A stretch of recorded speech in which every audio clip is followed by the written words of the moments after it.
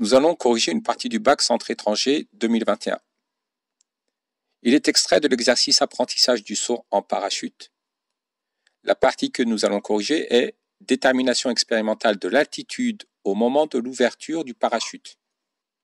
Au cours d'une des étapes de sa formation, un élève parachutiste doit apprendre à évaluer par lui-même la durée au bout de laquelle il doit actionner la commande de l'ouverture de son parachute, quelques secondes après avoir sauté de l'avion. L'intensité du champ de pesanteur est petit g égale à 9,81 mètres par seconde au carré.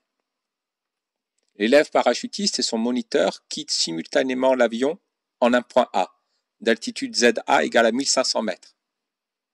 Tout au long du saut, le moniteur reste à la même altitude que son élève.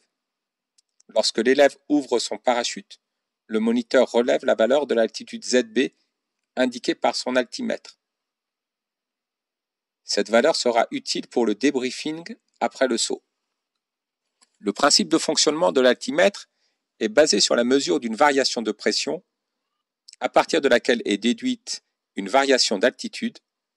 Cette partie s'intéresse à un modèle de détermination d'une variation d'altitude à partir de la mesure d'une variation de pression.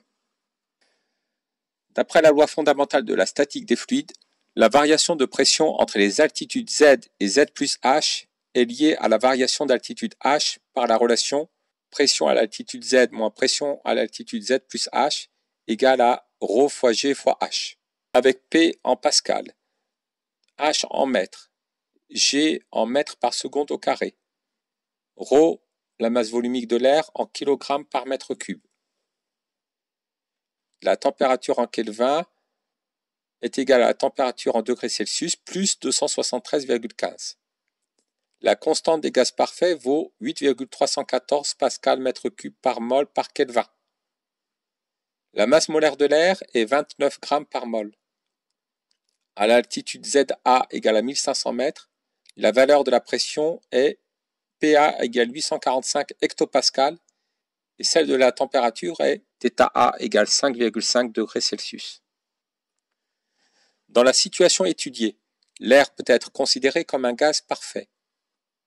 En utilisant l'équation d'état des gaz parfaits, montrer que la masse volumique de l'air à l'altitude ZA égale à 1500 mètres a pour valeur ρ égale 1,06 kg par mètre cube.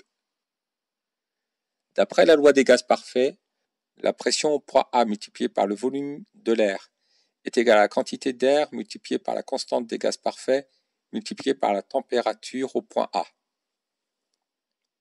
Or, la quantité d'air est égale à la masse de l'air divisée par la masse molaire de l'air. Nous en déduisons que la masse de l'air divisée par le volume de l'air est égale à la pression au point A multipliée par la masse molaire de l'air divisée par la constante des gaz parfaits divisée par la température absolue T indice A. Le rapport masse air divisé par volume d'air correspond à la masse volumique de l'air. La masse volumique de l'air au point A est égale à la pression de l'air au point A multipliée par la masse molaire de l'air divisée par la constante des gaz parfaits divisée par la température absolue au point A. La température absolue au point A est égale à la température en degrés Celsius au point A plus 273,15. Passons à l'application numérique. La pression au point A est de 845 hectopascal, cela correspond à 845 multiplié par 10 puissance 2 pascal. La masse molaire de l'air est de 29 grammes par mol, on doit l'exprimer en kilogrammes par mol, ici elle vaut 29 fois 10 puissance moins 3 kg par mol. La température de l'air au point A est de 5,5 degrés Celsius. Nous obtenons une masse volumique de l'air égale à 1,06 kg par mètre cube. On suppose que cette valeur de la masse volumique de l'air est constante pour la hauteur de chute considérée.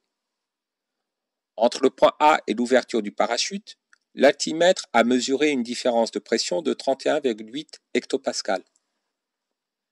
Déterminer l'altitude ZB qu'afficherait l'altimètre s'il utilisait la loi fondamentale de la statique des fluides.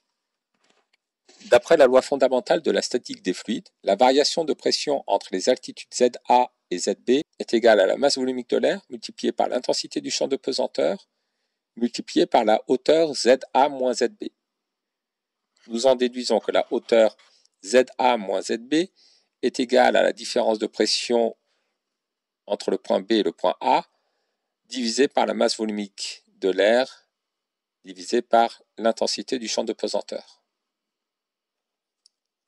L'altitude du point B vaut donc ZA moins la différence de pression entre les points A et B, divisé par ρ fois G. ZA vaut 1500 mètres, la différence de pression vaut 31,8 hectopascal, que l'on doit convertir en pascal en multipliant par 100. La masse volumique de l'air vaut 1,06 kg par mètre cube et l'intensité du champ de pesanteur terrestre vaut 9,81 mètres par seconde au carré. L'altitude qu'indique l'altimètre au point B est de 1,19 fois 10 puissance 3 mètres. Remarque, en pratique, les altimètres utilisent un autre modèle et une autre relation entre la variation de pression et l'altitude. C'est la formule du nivellement barométrique.